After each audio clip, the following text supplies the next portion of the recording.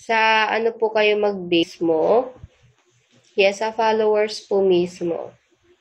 Which is 21,000 followers po yung akin. Yes. Yan po. Oo. Ikaw bahala, be. Basta wag mo akong aanuhin pag nag-cut off na ako. Oo.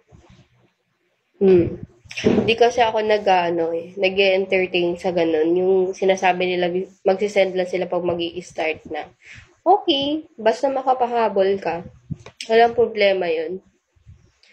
Oo. Hirap lang talaga ako mag-entertain sa ang daming salita, guys. Lalo na hindi lang kayo yung nakachat ko. Ganon.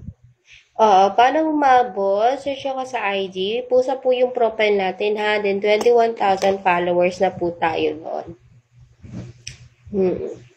Yes, mag-send ka lang, be. Pero before ka mag-send, check mo yung follow